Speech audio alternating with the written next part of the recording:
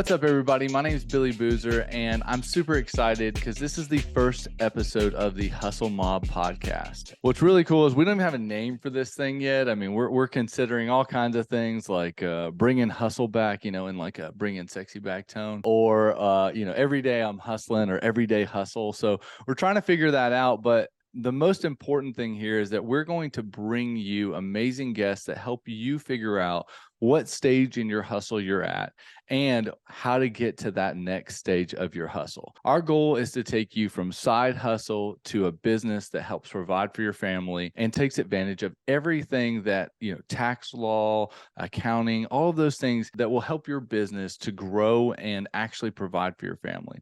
So I'm super excited to have my first guest here today, and that's Jake Evans. Jake was a former congressional candidate. He's a lawyer, one of the best lawyers in all of the Southeast, and in my opinion, one of the best lawyers in the nation.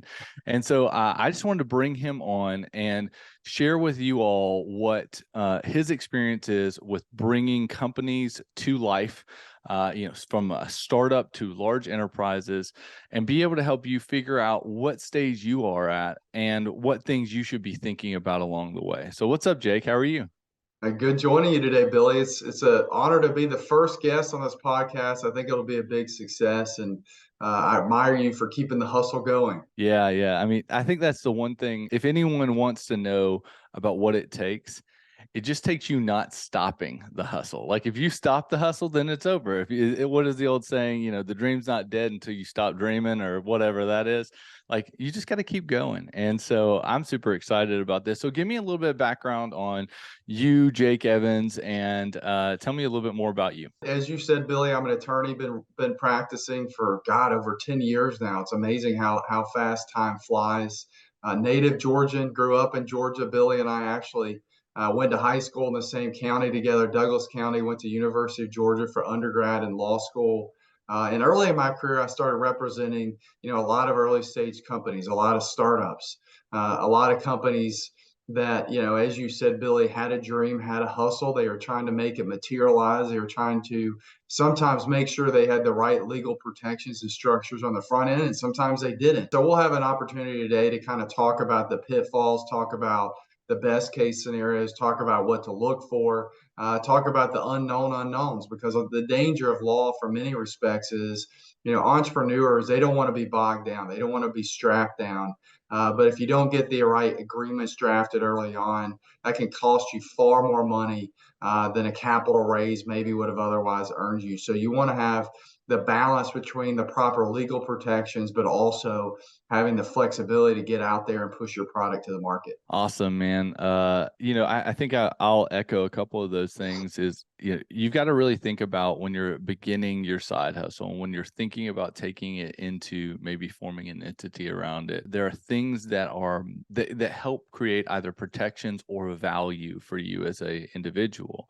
And so, I mean, I think Jake, because he's a lawyer, has much more experience than even I do, even though I've started multiple businesses, on the nuances of what those valuable elements are of starting an entity, or what the pitfalls are of not doing that. So can you speak to, like, let's say I am somebody that owns a lawn mowing business or a maid service, and I'm out there doing the job, but I don't necessarily have an entity that protects me, or I don't have an entity that's actually providing extra value for me. Speak to the value and the protections that exist by actually creating something that will house most of the business operations that you do on a daily basis. Yeah, well, I think you hit on a core first step for any entity.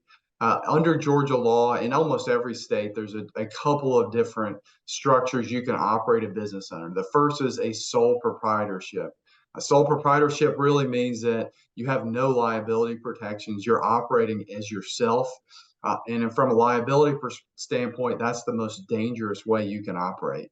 The next is a limited liability company or a corporation. And those, as you just said, Billy, are very important because what they do is they provide a shield. They provide a liability shield that creates a separate structure from you and the entity. And the reason why that's so important is you want to protect your personal assets. Your business is one thing. Your business under U.S. Constitution jurisprudence is a separate legal person, which means that it operates independent of you. It will have its own debts. It will have its own contractual obligations. It will have its own bank account. But you, as a person, you have your own house, you have your own car, you have your own TV.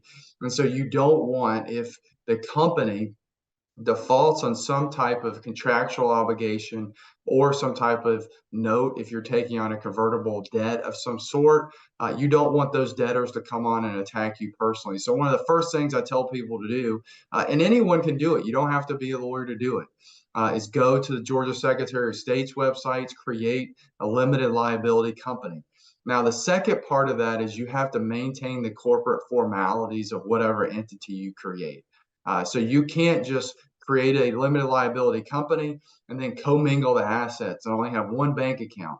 Or you can't have a limited liability company and sign on behalf of yourself, personally acting like you're signing on behalf of the company. But by doing that, if heaven forbid the company doesn't work out, you can dissolve the entity. You can file for bankruptcy, and all the debts of the company will then wash away with that company, and they won't be able to attack your house, your car, your TV. And so, creating a separate legal entity, and we could get into more detail as to whether you create a limited liability company or you create a corporation. That's a whole nother discussion. But that is the first step, and it's a step, unfortunately, a lot of folks forget. But you want to do that right off the bat when you even whenever you're having discussions, because let's just say you have a discussion and someone says, oh, you misappropriated my trade secret or copyright. Well, they could sue you personally for that. But once you start out operating as an agent of the entity, only the entity can be liable, and that's very important. So, like, when do you suggest that people, I know you said right off the bat, but for us as side hustlers or people that do hustles or people that do startups, a lot of times we think about it as, we've got to get to a point in which there's value that we're creating for the end user. But it sounds like you suggest go ahead and create it, at the onset. Like, is there some happy medium there where you're thinking about, well, I either have to build this piece of software or I have to gain a couple customers to prove that there's actual value that I'm creating. Is there a spot in between there that you think is probably the right place to do it? What I would recommend is every entrepreneur create a holding company of some sort. It could be Boozer Enterprises, Boozer Holdings, whatever it is, and you operate on behalf of that entity at all times that you are creating ideas of some sort.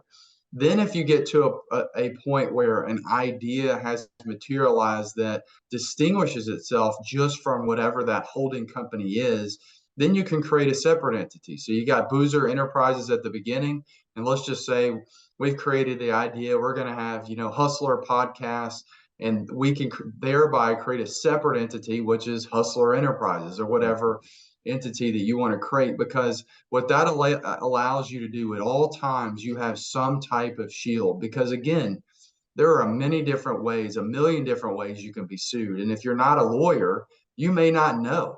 You may not know that soliciting certain clients could expose you to liability. You may not know that making certain comments could qualify as defamation. But if you're doing it as an agent of an entity, only the entity can be personally bankrupt. And that's just, part of building capital is not losing capital. I mean, you talk at the greats, Warren Buffett, capital preservation is as important just about as anything you've got. And so creating legal structures that provide you that additional layer of liability protection is something down the line will make a tremendous difference. And once you get, there are many, many true entrepreneurs that have, one holding company and 15 subsidiaries. And so you've got multiple layers of liability protection. And that's something, as you continue to evolve, as your businesses continue to grow, you'll have to think about adjusting the structure to provide the highest level protection from liability standpoint. That's interesting. I think a lot of people always think about it as like, oh, I'm going to start an entity. But even starting an entity that allows you to constantly have that protection and that layer or shield between you and the underlying assets that you have as an individual sounds like an absolutely amazing idea. I have a few entities that we have that help us do that exact thing, and you've helped us set up some of those in the past, and it definitely does lower the concern as an individual that I have, with the things that I do on a daily basis. I mean, we always talk about that concept of moving fast and breaking things. And in some industries, that's absolutely fine to move fast and break things. But then in other industries, moving fast and breaking things can lead to you being in jail. And so it is important to think about these things. So you mentioned, I think, a website earlier that you could go to create an LLC, but also give us some context on what someone should expect to spend, what time they should expect to take to get one of those entities off the ground. I mean, the costs are minimal. I think you're looking at, $125 to incorporate one, and then, a $75 annual fee. It's somewhere around that. And it's very, very easy. I mean, the additional layer is of sophistication is, do you incorporate in Delaware? For big capital raises, a lot of these investors are most comfortable with the state of Delaware. Delaware has just about as many incorporations in any state in the country. And it's because they have a very well-known, steady, reliable jurisprudence on corporate law from both a statutory standpoint and case law standpoint. And then the next step that I would think about, as soon as you're bringing on any investors, you want to have either bylaws for a corporation or an operating agreement for a limited liability company. And what those are really is those are the constitution of whatever corporate entity you have. One of the biggest mistakes I've seen many small businesses and early stage entrepreneurs make is they think that if you're in agreement with everyone when you start, you'll be in agreement with them forever. And that's just not the case. I mean, you need those documents the most whenever controversy arises, whenever money starts coming in the door, whenever things get tight. And the sooner that you can iron out those details, the better. You will save yourself so much money. I've seen innumerable disputes where, and one of the most common ones is who owns what percent of equity. I've seen 5 different operating agreements with 5 different cap tables. One says one person owns 30%, another one says someone owns 20%, 15%. And so the sooner you can iron out all those details, the better. And it's going to be uncomfortable. I can't tell you how many times what happens is people don't want to have those uncomfortable conversations. But the reality is you're going to have it at some point. I will promise you. You might as well go ahead and get it out of the way and have it early, because it can save you from supreme heartache late whenever money starts coming in. And I've seen, litigation disputes that result in hundreds of thousands of dollars in legal fees fighting over these exact questions. So iron them out early. So first, Billy, you've got incorporation. Second, you've got the corporate governance documents. And third, have those difficult conversations early in a company. Yeah, I think that shines a light on something that's really important. If you're going to start a business, even if it's a single person sole proprietorship or a single person entity, there are going to be difficult conversations that you have to have, whether it's with your customers, whether it's with partners, whether it's with actual business co-founders. Your ability as an individual to address those situations, not only in the appropriate timing, but the appropriate tone with the people that you either care about or that are partners or customers that may have disputes with you, is one of the most important attributes of a leader, is being able to actually address those things with the level of empathy and with the same level of concern that it requires for you to protect your own business. I think one of the things I would encourage people to do is every time they approach those situations, be very objective about the outcomes that either you expect or the people that are around you expect. And when you approach those situations, always approach those situations with empathy for the people that are around you. Think about what their intended outcomes are, what their intended goals are. And when you do that, you at least have a good perspective on what they're trying to get out of the situation. Because if you can figure out what someone wants out of a situation, there are many different ways to remedy that concern, right? You don't have to necessarily remedy it with, extra equity in a business or extra capital in a business. There are a lot of different ways you can figure out how to solve those problems or at least avoid those problems. But if you aren't thinking about that and you're leading with emotion every single time, I think a lot of times that's when those situations go in a negative direction. I think one thing that you mentioned just a moment ago was the different classifications of businesses. And most of the people that we're going to be talking to, or at least talking towards with this podcast, are people that are really thinking about LLCs more than they are a C Corp right out of Delaware. They're not necessarily looking to raise $5 million. What they're looking to do is provide some protection for them as individuals, but also create an entity that houses the entirety of their business, right? This could be a maid service. They've got 10 or 12 maids that sit out and go out 8 to 5 every day and clean people's homes. This could be someone that cleans gutters or pressure washes driveways. And so with that in mind, there's some differences between the way you actually bring on a partner, right? There's a difference between, I think, what is it, LLC membership units or something like that versus an actual share of a business. Can you explain that in a very high level sense? Yeah, no, you're right. And first, there are distinctions between limited liability companies and corporations.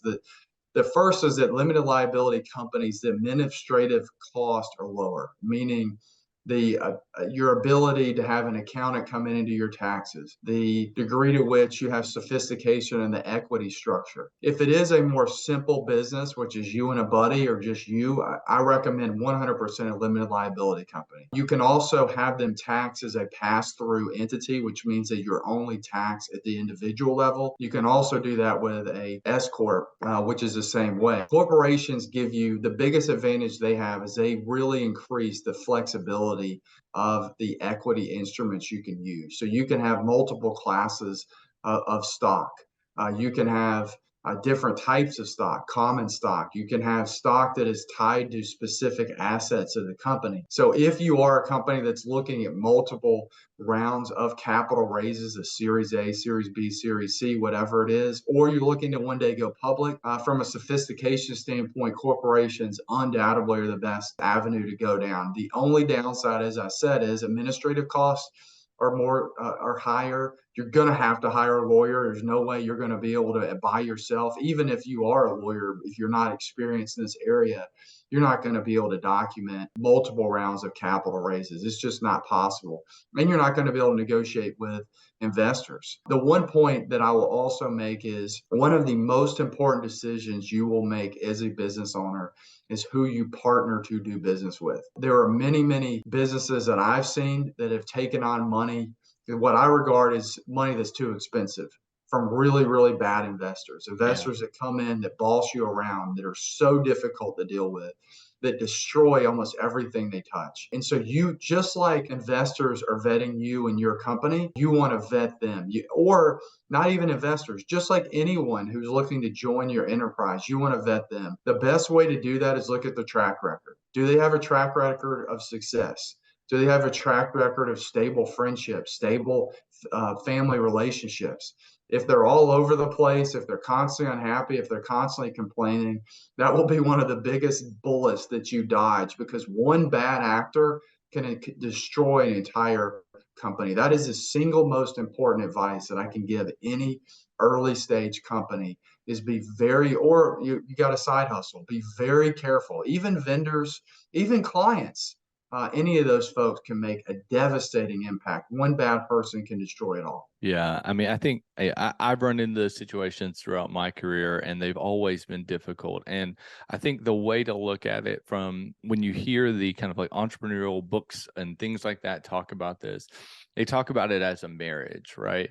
And you would not get married to somebody that you would not have lunch with, right? Mm-hmm. And when you run into people that say, "Hey, I will write a check into your business," there's something exciting about there. There's something that says, hey, someone is betting on me. But not all money is equal in the sense Mhm. that not everyone has the skills to back up the thing that they've provided to you. We see this, everywhere from angel investing all the way up to, private equity, where it changes the nature of the business itself. And in these early stage businesses that are side hustles, you could even think about it in the context of, let's say someone offers to buy a piece of equipment for your business to help you move forward with it.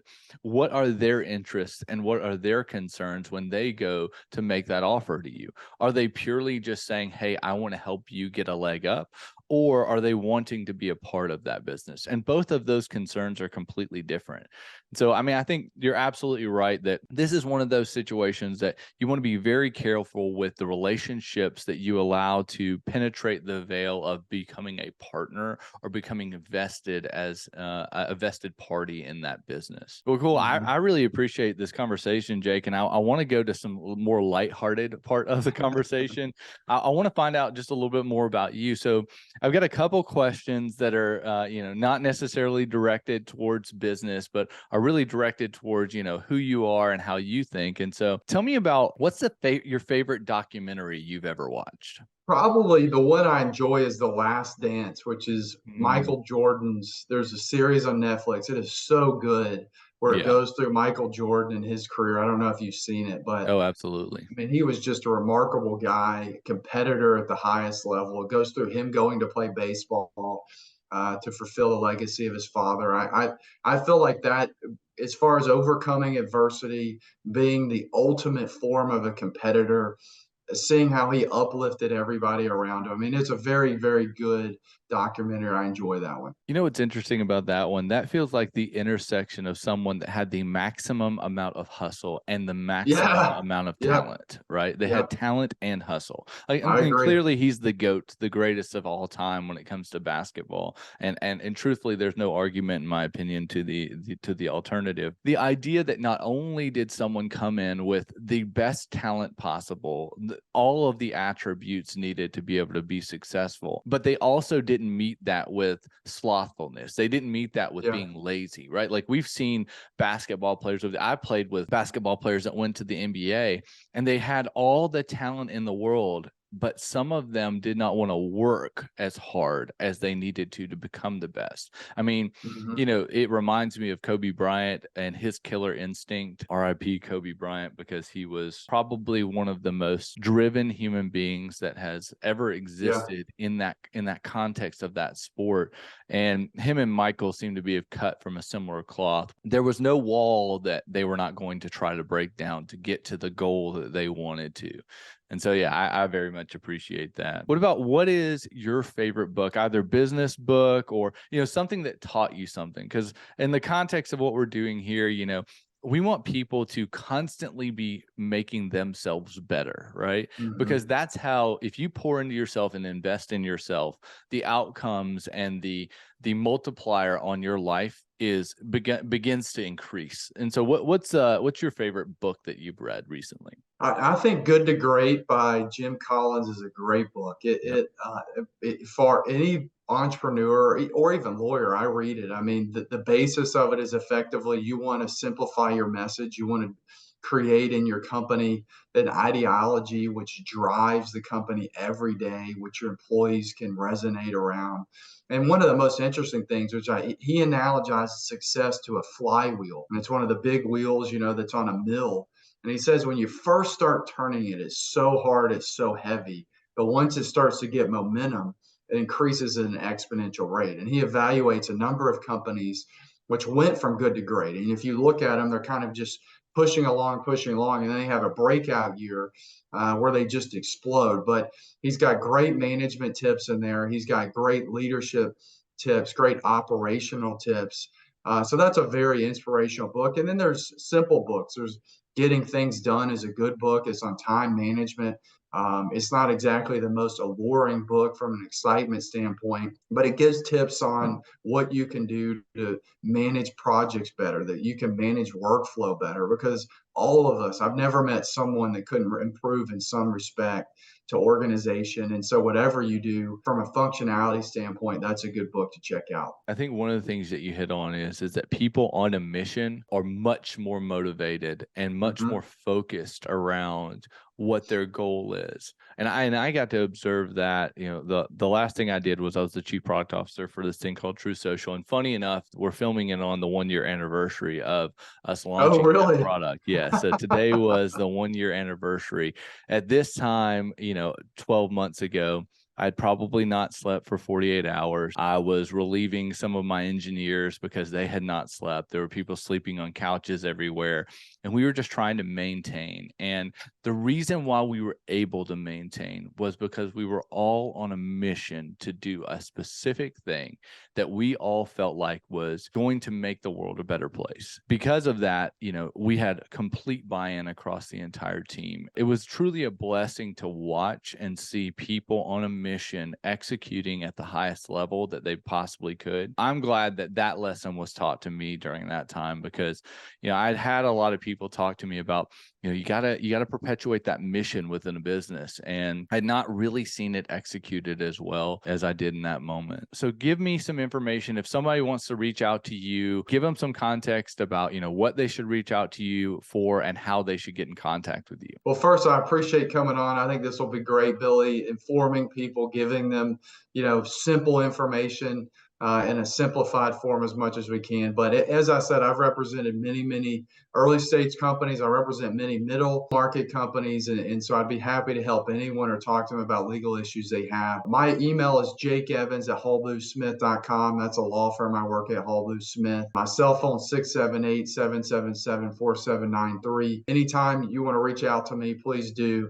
I'll be happy to help, happy to guide you through all the legal complexities. And I will say, my last point is the sooner that you can address all of these things, the maximum amount of money you will save in the end.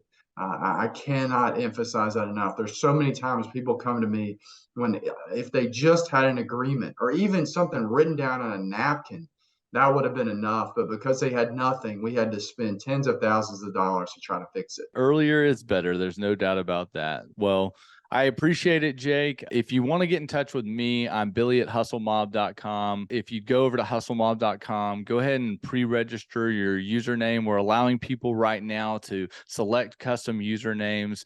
We may charge for that in the future. HustleMob is a platform and a community to provide tools for early stage entrepreneurs, early stage side hustlers to take them from a side hustle to a real business that provides for their family and create more value. Our mission is to create more businesses and more small businesses in the United States because we think more businesses in the US is a better outcome than less businesses in the US. So we really appreciate it. And I hope you all have an absolutely fantastic day and keep hustling. That's the name of the game. Y'all have a great one. Bye.